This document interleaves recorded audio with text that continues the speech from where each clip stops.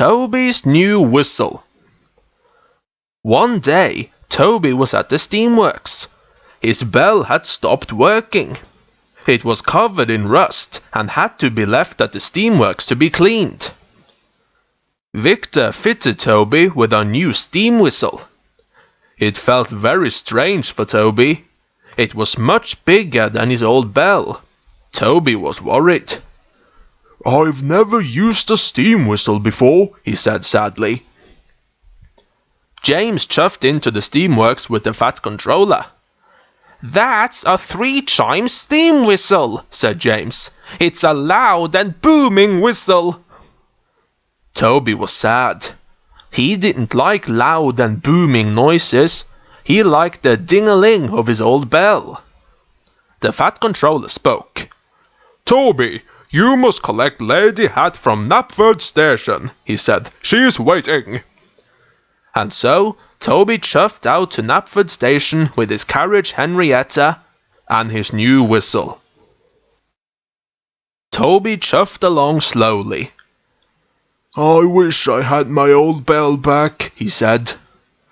He puffed carefully, hoping that he wouldn't need to use his whistle.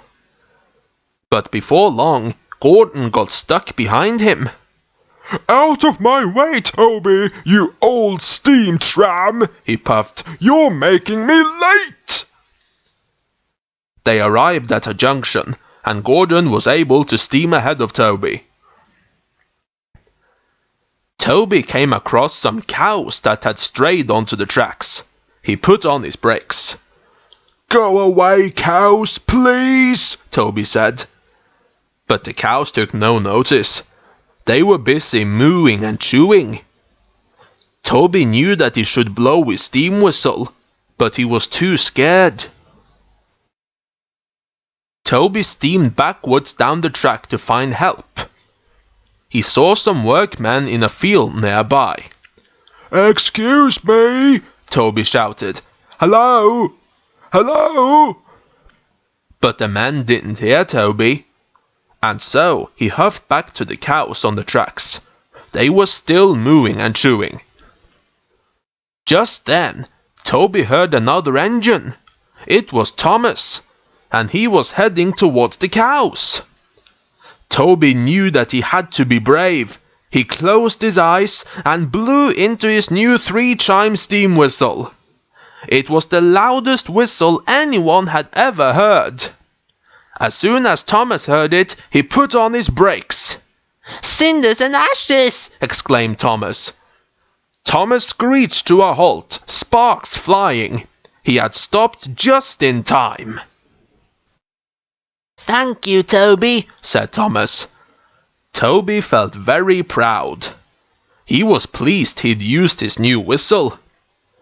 Thomas's crew moved the cows off the track.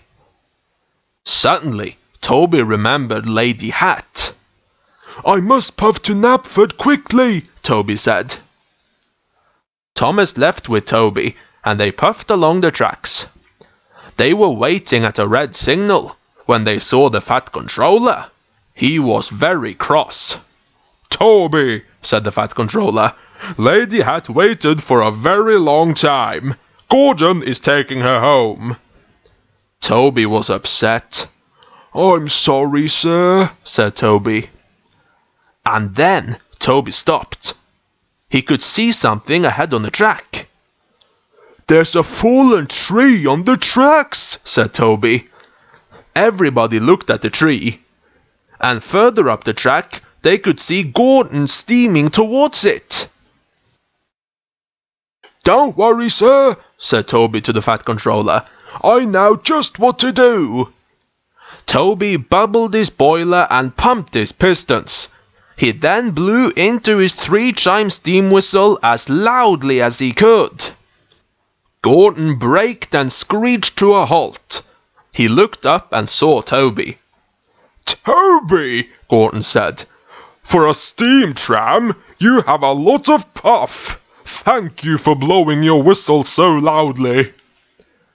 Just then, Lady Hat popped her head out of Gordon's carriage and waved.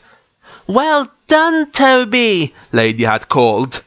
Toby couldn't have felt more proud. Later on, Toby was back at the steamworks. Victor had mended his old bell. It glistened and gleamed. Kevin lifted out the steam whistle and fitted Toby's old bell back into place. "Did you like the three-chime steam whistle?" Victor asked. "The whistle was really useful," replied Toby. "You can keep it if you like," said Victor. "No, thank you," said Toby.